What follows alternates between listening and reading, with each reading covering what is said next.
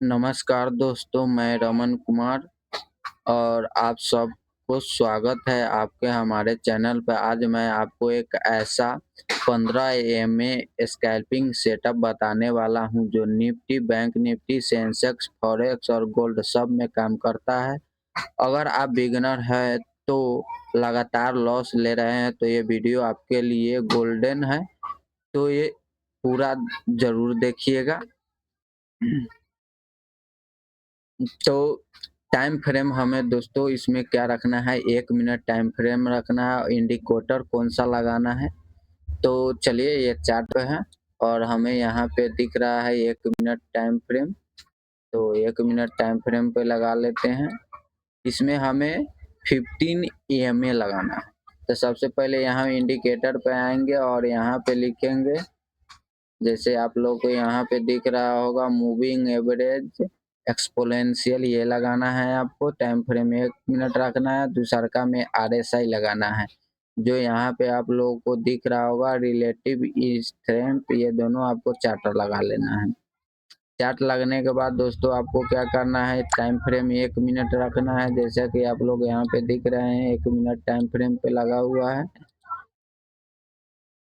तो 1 minute time frame हो गया। इसका कलर ये है, रेड वाला है। अब इसमें RSI किस किस में, तो 40 और इसमें 60। RSI कितना रखना है, 40-60। जैसे यहाँ पे आप लोगों को दिख रहा होगा 40, यहाँ पे ये 62 अभी दिख रहा है, तेरा ज्यादा है 60। इसका लेवल डालिए 40-60। इसमें आपको बाइंग का कुछ सेटअप आपको बताने वाला हूँ कि बाइंग हम लोग किन किन कंडीशन में करेंगे। तो चलिए कुछ इमेज आपको स्क्रीनशॉट रखे हैं, उस पे बताते हैं बाइंग का सेटअप क्या रहने वाला है। तो यहाँ पे दोस्तों एक पहला कंडीशन है, प्राइस लगातार ऊपर जा रहा हो। बाइंग के लिए लगातार मार्केट ऊपर जा रहा हो। कैंडल वापस आकर 15 EMO को टच करे। जैसे ये प्राइस ऊपर जा रहा है, 15 EMA कुछ इस तरीके से जा रहा है। तो कैंडल आवे 15 मिनट इसको टच करे, यहाँ पे हैमर कैंडल या कोई पिनवर कैंडल बनाए, तो यहाँ से फिर हम लोग बाइंग करेंगे। RSI उस समय 40 के ऊपर होना चाहिए। जैसे आप लोगों को चार्ट में बताए हैं कि यहाँ पे 40 है, इसके ऊपर होना चाहिए। जैसे ही ग्रीन कैंडल बने 15 EMA के ऊपर क्लोज देवे, तो उस कंडीशन में आपको क्या करना है, बाइंग कर लेना है। दोस्तों स्टॉप लॉस कहाँ रखना है, तो दोस्तों स्विंग लो के नीचे स्टॉप लॉस रखना है। टारगेट आप लोगों को रखना है 1:1, 1:1.5 का रखना है, या फिर नेक्स्ट रेजिस्टेंस तक रखना है। कुछ इस तरीके से बाइंग का समझ गए हैं। चलिए कुछ बाइंग का देख लेते हैं, उसके बाद हम फिर सेलिंग का बात करेंगे और किन किन कंडीशन में बाइंग नहीं करना है वो कंडीशन का भी हम लोग यहाँ पे समझेंगे। तो चलिए चार्ट पे समझ के पहले बाइंग का कंडीशन समझ लेते हैं। तो यहाँ पे चलते हैं पहले बाइंग के। बाइंग के लिए हमें किन किन कंडीशन को फॉलो करना है। मार्केट ये डाउन ट्रेंड में है। हाँ, यहाँ पे अब आते हैं। यहाँ से हम लोग यहाँ से अथी कर लेते हैं। और बाइंग के हमें किन किन कंडीशन में बाइंग करना था, प्राइस लगातार ऊपर जा रहा हो। तो यहाँ पे देख रहे हैं कि प्राइस लगातार ऊपर जा रहा है, पहला कंडीशन फुल हुआ। कैंडल वापिस आकर 15 EMA को टच करे, तो फिर देखेंगे कि 15 EMA को टच करे, तो 15 EMA को कहाँ पे टच करेगा तो वो देख लेते हैं। तो हमें यहाँ पे दिख रहा है कि 15 EMA को कैंडल यहाँ पे टच किया। यहाँ पे 15 EMA को कैंडल क्या है कि टच किया। 15 EMA पर टच करे उस समय RSI 40 के ऊपर हो, तो 40 यहाँ पे है, लेकिन इसके ऊपर है मार्केट, इस 40 के ऊपर है। तो हमें 3 गो कंडीशन फॉलो हुआ। 4 में क्या करना है कि ग्रीन कैंडल बने 15 EMA के ऊपर, तो यहाँ पे एक ग्रीन कैंडल बना हुआ है। उस समय हमें बाइंग एंट्री इस जगह पे कर लेना है। एंट्री करके इसके एसएल क्या, नहीं तो 15 EMA के क्लोजिंग। आप लोग देख सकते हैं कि कितना बड़ा टारगेट मिला हुआ है। ये हो गया।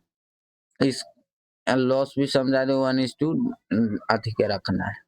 चलिए और समझ लेते हैं, एक दो और एग्जाम्पल और समझ लेते हैं, एक दो और एग्जाम्पल समझ लेते हैं।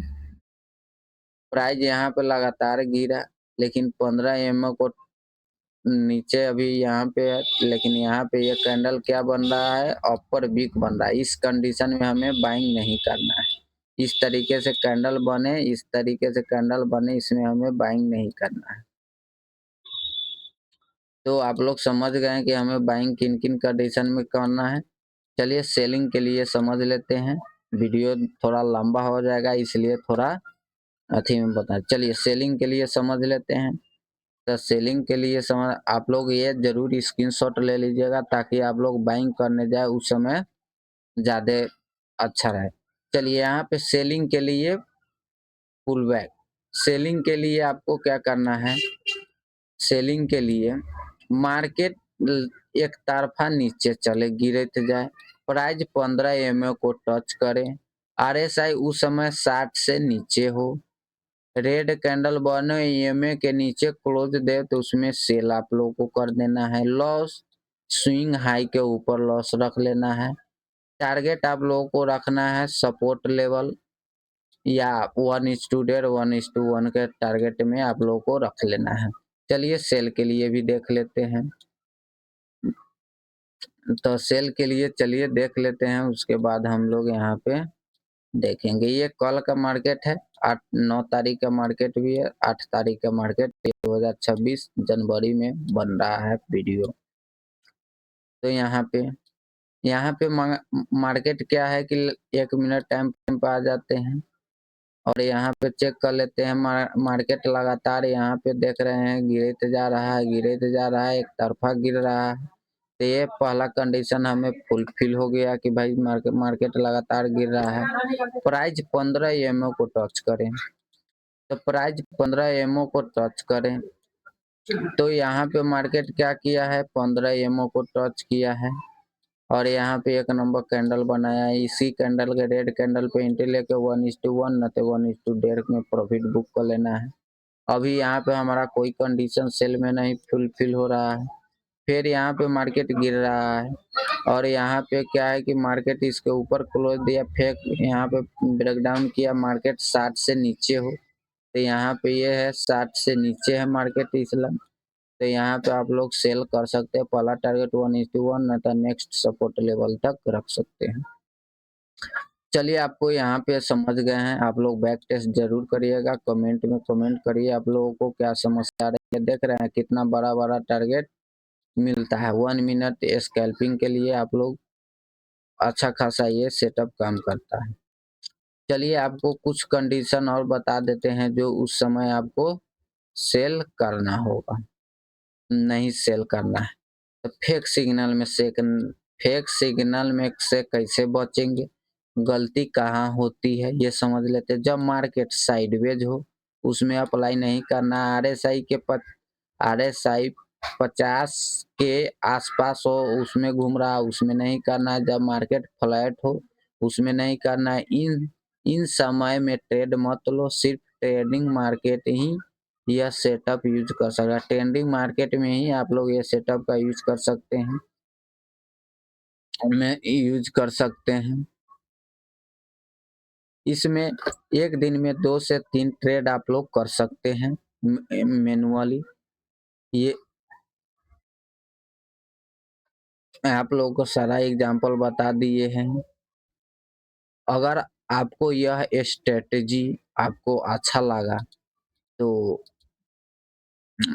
स्ट्रेटजी समझ में आया तो लाइक शेयर और सब्सक्राइब जरूर करिएगा और कमेंट में जरूर लिखिएगा 15 EMA सेटअप, ताकि मैं इसका नेक्स्ट एडवांस पार्ट भी ला दूंगा।